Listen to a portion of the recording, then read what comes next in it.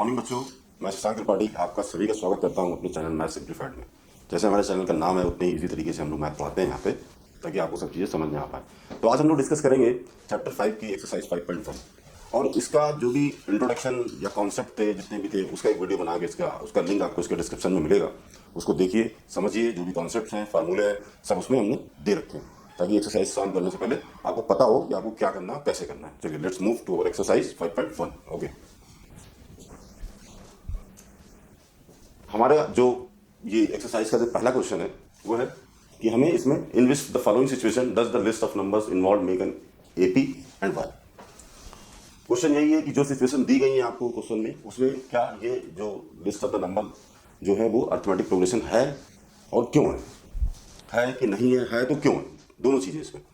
तो पहला क्वेश्चन क्या है, the taxi fare after each kilometre when the fair is ₹15 for the first kilometre and the ₹8 for each additional kilometre. अब आपको देखिए क्वेश्चन क्या दिया हुआ है इसमें कि एक टैक्सी है जो चलती है, उसका फेयर फिक्स है, जो पहले किलोमीटर का वो ₹15 है और हर अनदर किलोमीटर का ₹8।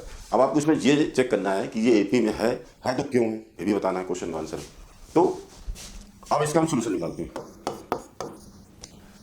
तो जो फेयर है ये लिखा हुआ ना फर्स्ट किलोमीटर की, the fair of first kilometre कितना रुपए दिया हुआ है, ₹15। तो ये आपका अगर इसको इस तरह से समझें, फर्स्ट किलोमीटर के लिए आपको कितना चार्ज किया जाता है, ₹15। अब अगर आप दूसरा किलोमीटर चलते हैं, बहुत ही जनरल क्वेश्चन है ये, हम लोग लाइफ में डेली होता है, ऑटो से जाते हैं, ओला उबर करते हैं, पब्लिक कन्वेंस का यूज करते हैं, तो उसमें ये चीजें लागू होती हैं। पहले किलोमीटर के लिए आपने कितना दिया, 15। अब दूसरे किलोमीटर के लिए आप कितना देंगे, 15 + 8 कितना हो गया, पहले के लिए तो 15 हो गया, दूसरे के लिए कितना हुआ, 15 + 8 23। अगर अब आप तीसरा किलोमीटर चलते हैं तो कितना देंगे, 23। पहले के लिए दूसरे के लिए इतना देंगे तो उसमें ₹8 पर किलोमीटर जुड़ना है, तो कितना हो जाएगा आपका 31। अब इसी तरह फोर्थ किलोमीटर अगर आपको चलना है तो कितना देंगे आप, 31 + 8। सिंपल है, वेरी सिंपल, सिंपल नहीं, सिंपल भी सिंपल। पहले किलोमीटर के लिए आपने कितना दिया, ₹15। दूसरे किलोमीटर के लिए कितना दिया आपने, ₹23। तीसरे किलोमीटर के लिए ₹31। अब देखिए जो आपके पास सीरीज बनी वो क्या बनी, 15, 23, 31 और 39। अब आपको क्या निकालना है, डी, यानी कि जो कॉमन डिफरेंस है। तो कॉमन डिफरेंस का फार्मूला क्या होता है, A2 - A, यानी कि 23 - 15 = 8। फिर निकालेंगे दूसरे के लिए, 31 - 23 कितना आ रहा है, कॉमन 8। तो कॉमन डिफरेंस आपको कितना है, 8 है, यानी कि ये एपी है। तो इसमें लिखेंगे the common difference is same, इसलिए इट इज, ये एपी है। आसान था, बहुत ही आसान था। क्वेश्चन समझना है आपको कि भाई टैक्सी फेयर कितना है, पहले किलोमीटर का ₹15, बाकी का ₹8। तो पहले में 15 चलेंगे, दूसरे चलेंगे तो आप 23 देंगे, तीसरे चलेंगे तो 31 देंगे। पर किलोमीटर पर आपके ₹8 जुड़ते चले जाएंगे, यानी कि जो कॉमन डिफरेंस है वो बिल्कुल सेम है। जब ओएपी की पहचान यही है कि जो सीरीज दी होगी उसमें अगर डिफरेंस आपका सेम है, बराबर है, तो वो अरिथमेटिक प्रोग्रेशन होगी। तो पहले क्वेश्चन का पहला पार्ट हमारा यहीं पे खत्म हो जाता है। दूसरे पे आते हैं, the amount of air present in cylinder when a vacuum pump removes 1/4 of the air remaining in the cylinder eight A time. अब देखिए ये क्वेश्चन थोड़ा सा ट्रिकी है, मैथ्स करते समय ये नहीं हर चीज सीधी सीधी आएगी, कुछ चीजें ट्रिकी भी होंगी। अब अगर ये सोचिए क्वेश्चन पढ़ेंगे तो आपको आंसर वहीं का वहीं मिल जाएगा, आपको पेन और कॉपी उठाने की कोई जरूरत नहीं है। देखिए the amount of air present in a cylinder. अब आप मान लीजिए सबसे पहले कि सिलेंडर में कितनी एयर है, कोई एक यूनिट मान लीजिए, सपोज कीजिए कि जो एयर है, एयर प्रेजेंट इन सिलेंडर, अगर आप मान लेते हो तो कितनी मान लीजिए हम इसको 64 यूनिट मान लेते हैं कि है, ठीक है। अब वो कहता है कि when A vacuum pump remove 1/4 of air remaining in the cylinder eight A time. एक बार में जब वैक्यूम होता है तो वो उसकी 1/4 को निकाल देता है। तो अगर 64 का 1/4 निकालेंगे तो कितना होगा, 4, ये होगा 16। तो यानी अब इसने कितना निकाल दिया, 64 था आपके पास, तो ये निकाल दिया आपने 16। तो कितना बचेगा आपके पास, तो इसको माइनस करेंगे इसमें से, तो कितना बचेगा आपके पास, 64 में से 16 माइनस करेंगे तो 48 बचेगा। अब 48 का 1/4 निकाल यही करना है कि हर बार हमको क्या करना है, हर बार हमको यही प्रोसेस रिपीट करना है कि एक बार में वो जो वैक्यूम होता है तो 1/4 एयर निकाल देता है, लेकिन दूसरी बार में क्या करेगा, वो जो बचा होगा, पहले हमारे पास कितने यूनिट थे, 64, हमने 1/4 निकाला, उसने 16 निकाल दिया, तो अब कितना बचा, 48। अब 48 का 1/4 निकालेंगे तो कितना बचेगा, 12 × 4 = 48। तो इस बार कितना आया, 12। अब देखिए पहली बार 16 आया, दूसरी बार 12 आया, तो क्या आपका अंतर समान है, नहीं है, यानी कि ये एपी नहीं है। तो इसका आंसर यही है कि common difference is not a same, hence it is not a AP. ये जो सिचुएशन है ये अरिथमेटिक प्रोग्रेशन की सिचुएशन नहीं है, क्योंकि हमारा जो अंतर है वो समान नहीं। जब अंतर हमारा समान होता है तभी वो अरिथमेटिक प्रोग्रेशन जाती है। समझ गए? अब हम चलते हैं अपने तीसरे क्वेश्चन की तरफ। The cost of digging a well after every metre of digging when it costs ₹150 for the first meter and then rises by ₹50 for the each subsequent meter। आपको एक कुआं खोदना है, ठीक है ना, कुआं खोदना है, और कुआं खोदने के जो पहला मीटर खोदेगा उसकी कॉस्ट ₹150 है। उसके बाद जितने भी मीटर खोदेंगे उसकी पर मीटर की जो कॉस्ट है वो दे रहे हैं 50। अब वो पूछ रहे हैं क्या ये एपी है तो क्यों है? एपी है तो कैसे पता चलेगा? आप देखिए यहाँ पर कि जो चार्जेस है, मान लीजिए आपके चार्जेस फॉर जो फर्स्ट मीटर है, जो पहला मीटर आप खोदोगे इसमें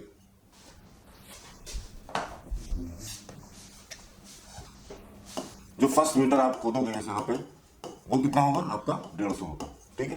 अब पहला 150 है, दूसरे में अगर चलते हैं सेकंड, मान लीजिए कि हम दूसरा खोदना चालू करेंगे तो क्या करता है 150 प्लस 50। 150 तो लग गए पहले मीटर खोदने में, आपने दूसरा खोदा तो कितना हो गया आपका? 200 रुपए। यहाँ पे कितना था? 150 रुपए। अब हम कहेंगे भाई तीसरा भी खोदना है हमको, थर्ड मीटर जब हम खोदेंगे इसमें तो कितना होगा? 200 प्लस 50 कितना हो जाएगा? 250। चौथा भी मान लो खोद देते हैं यहाँ पर हम, तो 250 प्लस 50 कितना हो गया? 300। अब हम इस सीरीज को लिखेंगे यहाँ पर, ये देखिए 150, 200, 250 और 300। तो क्या आपको नहीं दिख रही है? सिंपल है, हर के बीच का गैप कितना है? 50 है। ये इसके लिए एपी है, सिंपल है, इसमें तो कोई दिमाग लगाने की जरूरत। जहां पर देखिए बहुत सिंपल सी चीज पकड़ ली, कॉमन डिफरेंस सेम है तो आपका वो एपी है। अगर कॉमन डिफरेंस सेम नहीं है तो आपकी एपी नहीं है। यहाँ पर आप देख सकते हैं कि पहले जो कुआं खोदने के लिए जो पहला मीटर होता है उसका 150 होता है, दूसरे का 200। अंतर दोनों के बीच, सबके बीच का क्या अंतर है? 50।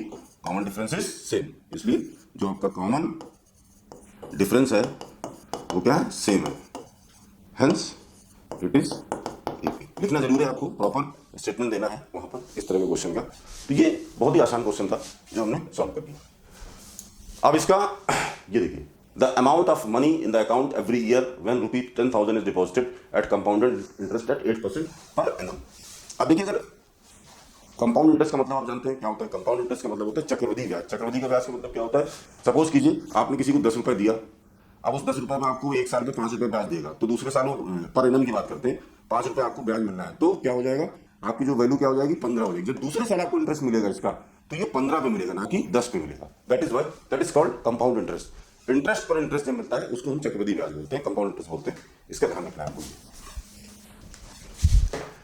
वो क्या बोलता है कि अमाउंट आपने कितना डिपॉजिट किया? यहाँ पर 10,000 किया आपने, 10,000 रुपीज डिपॉजिट किया, और इसका 8% पर एनम आपको इंटरेस्ट मिलना है।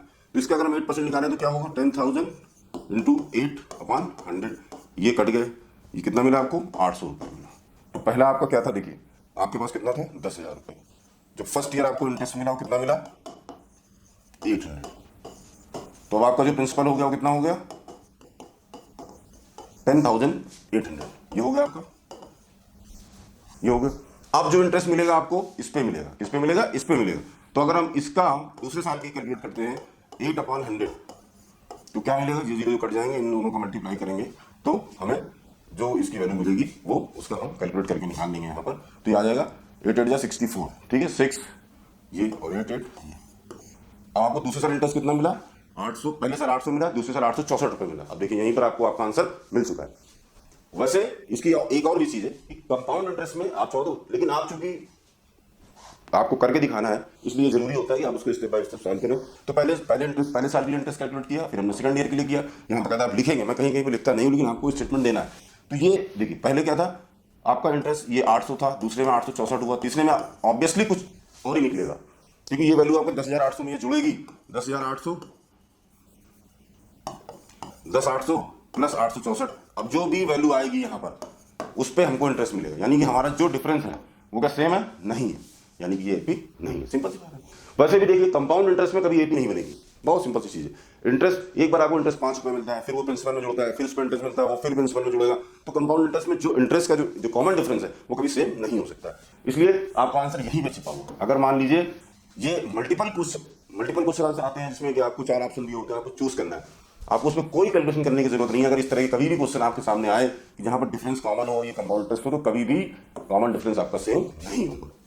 ये आप बिल्कुल गांठ बांध लीजिए। इसलिए इस तरह से आएगा तो आपको सॉल्व करना पड़ेगा। अगर मल्टीपल चॉइस में आता है, बहुविकल्पी क्वेश्चन जिसको बोलते हैं हम लोग, तो आपको उसमें सॉल्व करने की जरूरत नहीं, बिल्कुल भी नहीं। ये हमारा क्वेश्चन नंबर 4 हमारा क्वेश्चन नंबर 1 खत्म हुआ। इसके चारों पार्ट हमने डिस्कस कर लिए। अब हमारा दूसरा क्वेश्चन है। दूसरा क्वेश्चन है write first 4 terms of the AP when the first term is a and the common difference is d are given as follows. अब इसमें क्या है, ये कह रहे हैं कि ये तो बहुत ही आसान है, इसमें तो कुछ सोचने की बात ही नहीं है कि आपके पास पहला टर्म दिया है, कॉमन डिफरेंस दिया है, आपको एक एपी बनानी है। कितने की? 4 टर्म की, 4 टर्म की एक एपी बनानी है, जहां पर आपको पहला और कॉमन डिफरेंस दिया हो। वेरी सिंपल फार्मूला मैंने क्या बताया था आपको, याद होगा अगर आपको, कि पहला टर्म क्या होता है ए, दूसरा क्या होगा ए प्लस डी, तीसरा क्या होगा ए प्लस 2d, और चौथा क्या होगा ए प्लस 3d। ए आपको यहां पता है और डी भी आपको यहां पता है। तो मैं पहला क्वेश्चन आपके लिए करके देता हूं। ए क्या है आपका? 10 है। ए प्लस डी क्या होगा? 10 प्लस 10 कितना हो गया? 20। ए प्लस 2d 10 प्लस 10 इंटू 2, तो ये कितना हो जाएगा? 10 दूनी 20, 10 30। तीसरा क्या होगा? ए प्लस 3d 10 प्लस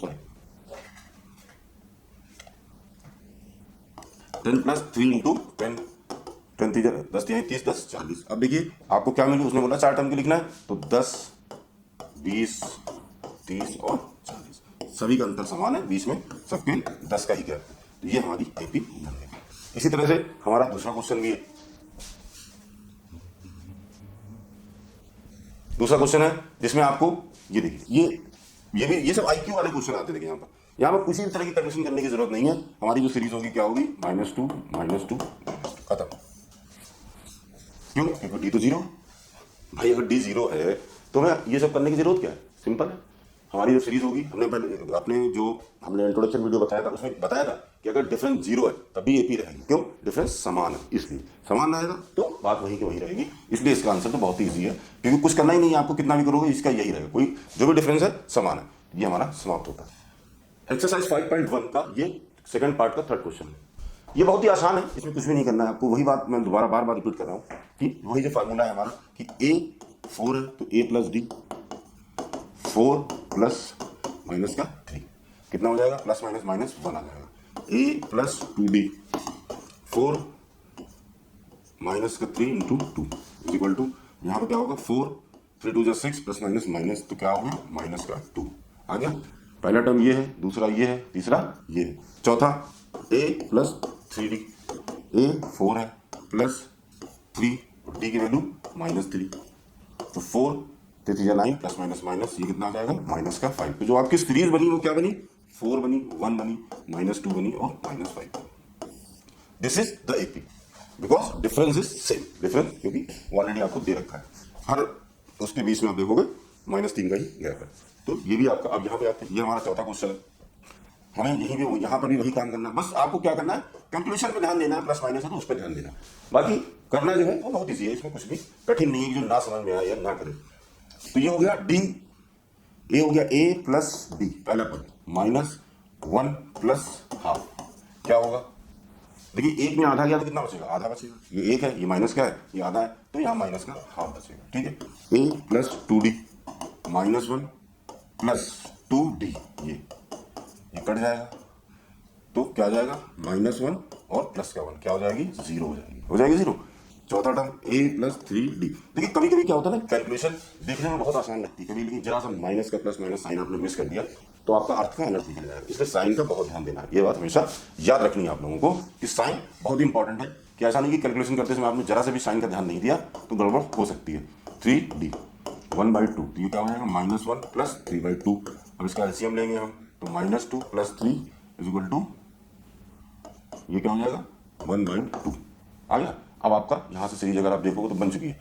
क्या बनी है? -1 माइनस का हाफ 0 और फिर 1/2। डिफरेंस आप देखोगे सेम है, हाफ। यही सीरीज बनानी थी आपको, बन गई आपकी सीरीज यहाँ पर।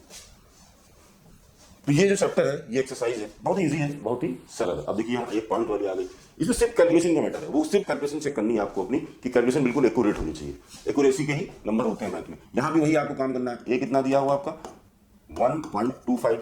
अब ए प्लस डी करेंगे आप पहले दूसरा पद पाने के लिए, -1.25 प्लस 0.25, ये तो माइनस का ही रहेगा, प्लस माइनस माइनस हो जाएगा 0.25, ये हो जाएगा आपका 1.50 25 25 50 हो गया। इसी तरह आप इसका दूसरा टर्म भी निकालेंगे a plus 2d minus 1.25 plus 2, हम इसको ब्रैकेट में बंद कर लेंगे ताकि आपको इजी रहे। ये माइनस का है, ये ध्यान रखना है आपको। माइनस 1.25 प्लस माइनस माइनस हो जाएगा और ये हो जाएगा आपका कितना हो जाएगा ये। अब आप इसको जोड़ेंगे तो कितना हो जाएगा माइनस का 1.75। तो पहला टर्म ये था, दूसरा ये था, तीसरा ये था, इसमें 0.25 उसी तरह से और ऐड कर देंगे तो आपका आंसर आता चला जाएगा। तो इसकी जो सीरीज बनेगी यहाँ पर वो क्या बनेगी, माइनस का 1.25 पहला पद, ठीक है, दूसरा पद माइनस का 1.5, तीसरा पद माइनस का 1.75, तो चौथा क्या होगा माइनस का 2.25 ऐड करना है, सिंपल है। तो ये आपकी सीरीज यहाँ पर बनेगी। ये हमारा क्वेश्चन यहाँ पर सॉल्व हो गया, यही हमारा आंसर है यहाँ पर। अब हम आते हैं अपने तीसरे क्वेश्चन की तरफ। एक्सरसाइज का ये तीसरा क्वेश्चन है। इसमें क्या कह रहा है वो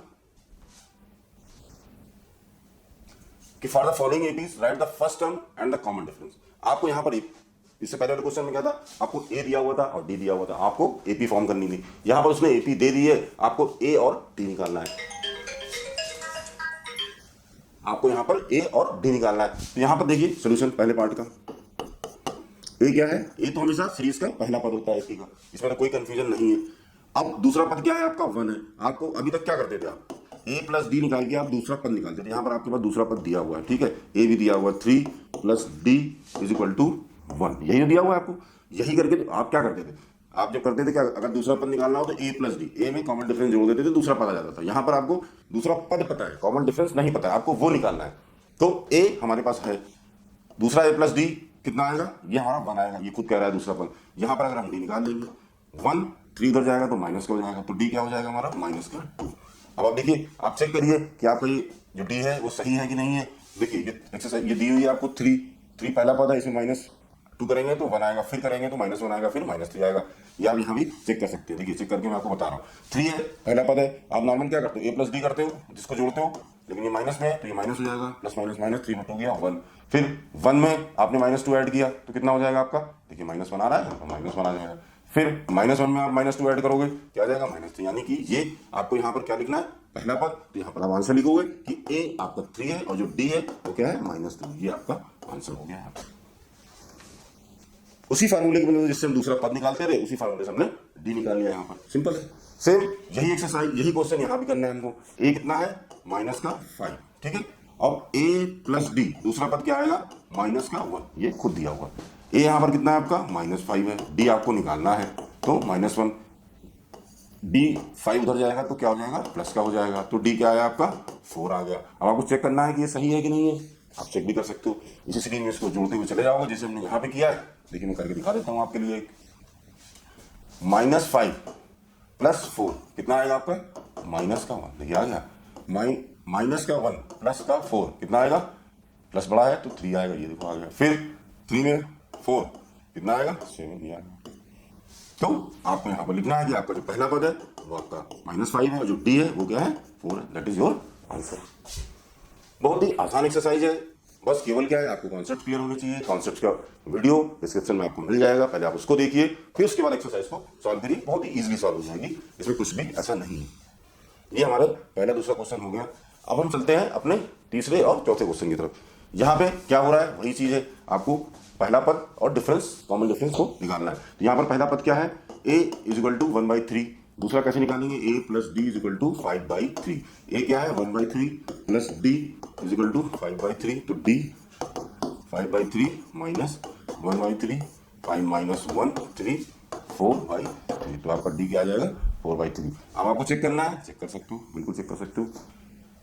पहला पद क्या है आपका 1/3, अब इसमें अगर आप 4/3 ऐड कर दो तो कितना आ जाएगा 3, एलसीएम आ जाएगा 1 प्लस 4 कितना आया 5/3। अब आपको दूसरा निकालना है, 5/3 में आप 4/3 ऐड कर दो, 5 9 9/3, दैट इज आंसर। यानी कि आपका आंसर वही a इज इक्वल टू 1/3 और d इज इक्वल टू 4/3, ये आपका आंसर आ गया। बहुत आसान है, कुछ उसमें कोई टेंशन लेने की बात नहीं, बस बशर्ते कॉन्सेप्ट क्लियर होंगे। किसी भी चीज़ का अगर आपको बेस पता होता है तो आप उसको जल्दी से कर पाते हो, अगर आपको बेस नहीं पता होगा तो पहले आप ढूंढोगे, परेशान होंगे। इसीलिए कहा जाता है कि हर चीज़ में आप पहले क्यों इंट्रोडक्शन बताया जाता है, इसीलिए बताया जाता है। मैं चाहता तो सीधे एक्सरसाइज भी शुरू कर सकता था, यहीं पे समझा देता, नहीं। इसलिए क्योंकि बच्चे को परेशानी ना हो, ताकि पहले उनको पता हो ये चैप्टर किस चीज से रिलेटेड है, इसमें किस तरह की प्रॉब्लम आएगी, इसमें क्या कॉन्सेप्ट है, इसमें क्या फार्मूला है। इसीलिए पहले इंट्रोडक्शन का वीडियो बनाया जाता है, ताकि बच्चों को इजीली ये समझ में आ सके कि इस चैप्टर के अंदर हमको ये फार्मूले यूज करने हैं, इस चैप्टर का ये कॉन्सेप्ट है, ताकि जब एक्सरसाइज आप करने बैठे तो आपको ज्यादा से ज्यादा ये हो जाएंगे। और एनसीईआरटी की जो टेक्स्ट बुक है उसमें जो एक्सरसाइज है वो थोड़ा उसका लेवल इजी रहता है, ऐसा उन्होंने डिजाइन किया हुआ है। लेकिन जो बच्चे और ज़्यादा एफिशिएंसी हासिल करना चाहते हैं वो कोई अलग बुक परचेज करें, जैसे आरडी अग्रवाल की है, आरडी शर्मा सॉरी वो सवाल ग्रुप है, आर एस अग्रवाल है, बहुत से कोई ग्रुप है जिसमें आपको ज़्यादा एक्सरसाइज क्वेश्चन मिलेंगे और उनका जो डिफिकल्टी लेवल है वो थोड़ा ऊपर होगा, आपको सॉल्व करने में मजा आएगा और आपकी एफिशिएंसी को बढ़ेगी। तो आप उस बुक को भी रेफर कर सकते हैं यहाँ पर, कि केवल आप एनसीईआरटी के भरोसे रहेंगे कोई बुराई नहीं है। हालांकि जितने भी एनसीईआरटी का बेस है बहुत अच्छी बुक है और इसमें सारी चीजें इसी से पेपर बनते हैं, आप उठा के 5 साल के पेपर देखें तो पता चलता है। लेकिन अपनी एफिशिएंसी को बढ़ाने के लिए हमें कुछ एक्स्ट्रा एफर्ट करने पड़ते हैं, इसलिए मैं रेफर कर रहा हूँ कि आप कोई भी बुक उठा के उसमें ज्यादा से ज्यादा क्वेश्चन सॉल्व करेंगे तो आपको ज्यादा से ज्यादा पता चलेगा कि किस किस तरह की प्रॉब्लम आती है। क्योंकि आएगा कैसे, आपको एक ही सूत्र है, किसी भी चीज को करने का एक ही सूत्र है कि भाई जितनी ज्यादा उसको सॉल्व करोगे आप उतनी ज्यादा आपकी एफिशिएंसी बढ़ेगी, कॉन्फिडेंस बढ़ेगा, आपका कॉन्फिडेंस बढ़ेगा तो फिर किसी भी तरह का क्वेश्चन आपके सामने आएगा आप उसको हल कर पाएंगे। ये आपका चौथा क्वेश्चन है, यहाँ पर क्वेश्चन नंबर 3 का 4th पार्ट है, जहां पर क्या दिया हुआ है, ए पहला पद हमेशा ए होता है, ये हो गया। अब आपको डी निकालना है, वही फार्मूला 1.7, यहां पर क्या दिया हुआ है आपका 0.6 plus d is equal to 1.7, तो ये हो जाएगा 1.7 में आपको ये उधर जाएगा तो ये आपका माइनस में हो जाएगा। अब आप इसको माइनस करेंगे तो क्या आएगा 1.7 में 0.6 चला जाएगा ना, 1.1 आ जाएगा। अब आपको चेक करना है तो आप यहाँ पर चेक भी कर सकते हैं।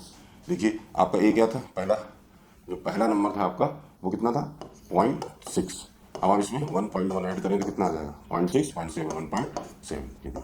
दूसरा करना है 1.7 प्लस 1.1, 1 एक और एक 2 7 और एक 8 यानी कि 2.8, ये देखिए दूसरा।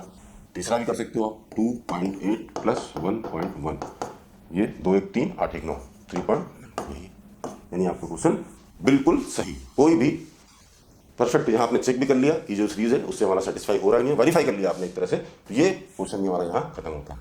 अब हमारे सामने आता है ये एक्सरसाइज का लास्ट क्वेश्चन। लास्ट क्वेश्चन में करीबन 15 पार्ट दिए हुए हैं, मैंने सारे पार्ट नहीं उठाए, 8-10 पार्ट उठाए ताकि आपको समझा सकें, बाकी आपके लिए जो रहेगा वो एक पोर्शन रहेगा ताकि आप उसकी खुद भी एज ए होमवर्क ट्रीट कर पाए। यहाँ पे क्या बोल रहा है वो, which of the following are APs, if they form an AP find the common difference d and write the 3 more terms. वो कह रहा है which of the followings are AP, क्या ये एपी है, पहली बात पहला क्वेश्चन ये है कि एपी है कि नहीं है। If they form an AP तो फाइंड द कॉमन डिफरेंस, अगर एपी है तो उनका कॉमन डिफरेंस निकालिए और 3 और टर्म लिखिए, सीरीज को आगे बढ़ाना है, 3 टर्म और लिखना है। तो यहाँ पर एपी है कि नहीं है, इसका सबसे आसान तरीका डिफरेंस देखना है आपको। तो क्या ये एपी है, 4 में से 2 घटाएंगे तो कितना आएगा 2, 8 में से 4 घटाएंगे तो कितना आएगा 4, 16 में से 8 घटाएंगे तो कितना आएगा 8। क्या ये एपी है, नहीं, ये एपी नहीं। तो लिखेंगे कि द डिफरेंस जो भी है इज नॉट सेम, देयरफॉर को ऐसे भी लिख सकते हैं, इट इज नॉट एपी। सबसे पहला क्वेश्चन हमने यही किया, पहले हमने चेक किया कि इसका कॉमन डिफरेंस सेम है कि नहीं सेम है, अगर सेम नहीं है तो एपी नहीं है, तो यहीं पर ये इसका सोल्यूशन हो गया which of the following are APs, नहीं, नो खत्म, तो ये एपी नहीं है। दूसरे क्वेश्चन पे आते हैं, दूसरा क्या है, यहाँ भी वही काम हमको करना है कि इनका जो कॉमन डिफरेंस है पहले वो निकालेंगे। तो कॉमन डिफरेंस निकालने का जो फॉर्मूला मैंने आपको बताई था क्या होता है, a2 - a, पहले दूसरे पद से पहले को घटा दो और तीसरे से दूसरे को घटा दो, अगर दोनों का सेम आ जाता है रिजल्ट तो आप समझ लो एपी है, अगर नहीं आ रहा तो एपी नहीं है, इसमें इतना कुछ सोचने की जरूरत नहीं है। तो यहाँ पर हम क्या करेंगे, दूसरा टर्म क्या है 5/2, अब इसको माइनस करेंगे, 1 मान लेते हैं, 2 एलसीएम ले लेते हैं, ये 5 आ जाएगा, 5 2 2 4, ये कितना आ जाएगा 1/2। अच्छी तरह हम एक बार दूसरा भी निकाल देंगे, तीसरा टर्म क्या है 3 है, -5/2, यहाँ 1 किया, 2 एलसीएम लिया, 3 2 6 और 5, ये कितना आ गया 1/2, यानी कि हमारा जो कॉमन डिफरेंस है वो सेम है, यानी कि ये एपी है। तो अगर ये एपी है तो हमें इसके 3 टर्म लिखने हैं, तो हम यहाँ लिखेंगे कि the common difference is same, hence it is AP. अब इसके 3 मोर टर्म्स में लिखने का मतलब सिंपल है कि लास्ट टर्म कितना दिया आपको 7/2, तो इसमें आप अगर 7/2 में आप हाफ ऐड करके चले जाओगे तो कितना आ जाएगा, 7 1 8 8/2, कितना आ जाएगा, सॉरी 8/2, 2 चौको 8, तो ये इसके बाद का टर्म क्या होगा 4 में फिर हाफ ऐड करोगे आप, 4 दूनी 8 प्लस 1 9/2, यहाँ पर क्या आ जाएगा 9/2, फिर 9/2 में फिर हाफ ऐड कर देंगे, 9 1 10 10/2 5, 5। तो ये क्या हो गया 5। हमने क्या लिखा, इसका आंसर भी लिखा, लिखिएगा आप यहाँ पर जरूर कि the common difference is 1/2 is same, hence it is AP, and next three terms are these 4, 9/2 and 5। ये इसका ये आंसर है। अब अगली क्वेश्चन अगले पार्ट पे आते हैं हम लोग। यहाँ पर भी वही काम करना है आपको। क्या करना है, A2 माइनस A और A3 माइनस A2। ये क्या है, A है, ये A1 है, ये A2 है और ये A3, सॉरी ये A2 है और ये A3 और ये A4 है, इसको A बोलते हैं। तो अब आपको क्या करना है, वही काम जो पिछली बार किया था आपने, फिर वही काम हमें यहाँ पर करना है। यहाँ पर क्या करना है, -3.2 में से आपको माइनस का 1.2 माइनस करना है। तो -3.2 प्लस माइनस माइनस 1.2 माइनस हो जाएगा, तो कितना आ जाएगा, ये 2 आ जाएगा, माइनस का 2। अगर आप देखें तो आपको ये माइनस का 2, यानी यहाँ अब तीसरा टर्म इसी तरह इसमें भी करेंगे कि 5.2 ये A3 माइनस A2, 5.3 सॉरी।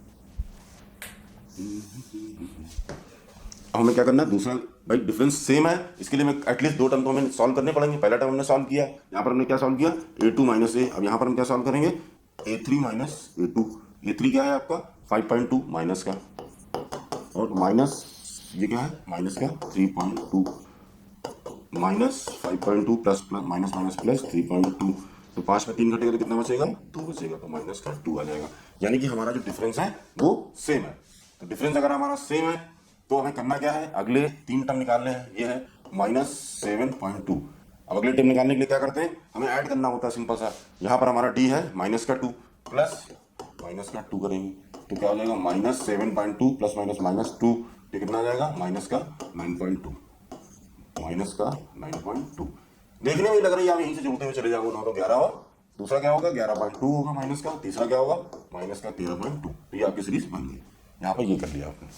अब आपके सामने ये चौथा पार्ट है, इसका सेम है, कुछ भी नहीं करना, वही काम जो हमने बार बार करना है वही काम यहाँ पर भी हमें करना है, A2 माइनस A और A3 माइनस A2। तो ये A2 में कितना -6 है और माइनस माइनस का 10, तो ये कितना हो जाएगा आपका -6 प्लस माइनस प्लस 10, ये हो जाएगा 4। क्या है आपका डिफरेंस, यहाँ पर 4 आ गया। अब हम इसके लिए दूसरा करेंगे। दूसरा क्या है हमारा, माइनस का 2 है, माइनस का 2 और माइनस का 6 माइनस करेंगे उससे, -2 प्लस माइनस माइनस प्लस क्या आ गया 4। यानी कि हमारा जो डिफरेंस है वो दोनों जगह कॉमन आ रहा है कॉमन। तो बस बात बन गई हमारी, डिफरेंस निकाल लिया हमने। बाकी इसमें जो है 3 टर्म जोड़ देंगे, सिंपल है। 2 में 4 जोड़ेंगे 6 आएगा, 6 में से 4 जोड़ेंगे 10 आएगा, फिर 14 आएगा, है ना भाई, यही तो जोड़ना है हमको। आखिरी पद क्या दिया आपको, 2 दिया है। आपको क्या करना है, 3 टर्म बनाने हैं तो क्या है, डिफरेंस को ऐड करके चले जाना है। 2 4 6, 6 4 10, 4 14, आपका आंसर आ गया यहाँ पर ये। तो ये भी क्वेश्चन हमारा यहाँ पे खत्म हुआ। अब हमारे सामने ये आ रहा है, सेम है ये भी। यहाँ पर अगर आप देखोगे तो यहाँ पर भी वही काम करना है आपको, A2 माइनस A। तो A2 माइनस A2 कितना है, माइनस का 4 और ये 0 है आपके पास। तो 0 में तो कुछ होना नहीं है, तो डिफरेंस 4 है, दूसरे का निकाल देते हैं हम लोग, A3 माइनस A2। तो ये माइनस का 8 माइनस माइनस का 4, तो माइनस का 8 प्लस माइनस माइनस प्लस 4 क्या आया, माइनस का 4। यानी कि आपका डिफरेंस जो है सेम है, कॉमन डिफरेंस सेम है। ये हमारी AP है, ठीक है। 3 टर्म आपको लिखने हैं, तो ये क्या है आपको -12, लास्ट टर्म क्या है आपका 12, फिर इसमें ऐड करेंगे माइनस का 4, सॉरी माइनस का 12, फिर उसमें ऐड करेंगे माइनस का 4 प्लस माइनस माइनस माइनस का 12 माइनस 4, कितना हो गया माइनस का 16। तो ये माइनस का 16 होगा, इसी के आगे जाओगे माइनस का 20 होगा, माइनस का 24। यही इसमें होना है। ये आपका 9 पार्ट है, इसमें भी यही करना है। अगर 2a में a माइनस करेंगे तो कितना आएगा, a आएगा। 3a में -2a माइनस करेंगे तो क्या आएगा, a। तो यहाँ पर लिखेंगे डिफरेंस हमारा a है। अब क्या है, जब a है हमारा जो d है वो a है। अगली टर्म में क्या करना है, वही 5a 6a और 7। ये तो सीरीज वैसे ही चल रही है, 1 2 3 4 5 6 7।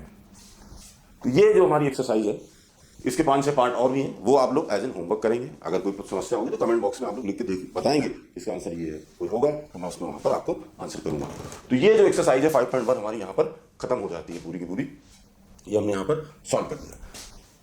तो इस एक्सरसाइज में कुछ भी नहीं था, वही फार्मूलों का इस्तेमाल किया था जो हमें करना चाहिए था, जिसे हमने अपने कॉन्सेप्ट में पढ़ा था। तो पूरी एक्सरसाइज सॉल्व हो गई है। बचे हुए क्वेश्चन आप लोगों को घर में एज एन होमवर्क लगाना है और कमेंट बॉक्स में लिखना है कि जो इसका आंसर है वो आपको कमेंट बॉक्स में मेंशन करना है। प्लीज़ अगर आपको मेरा चैनल, मेरा पढ़ाने का तरीका और अच्छा लग रहा है, प्लीज़ अपने इसको ज़्यादा से ज़्यादा शेयर कीजिए, अपने क्लासमेट्स को बताइए, और भी जो बच्चे पढ़ते हैं उनको भी बताइए।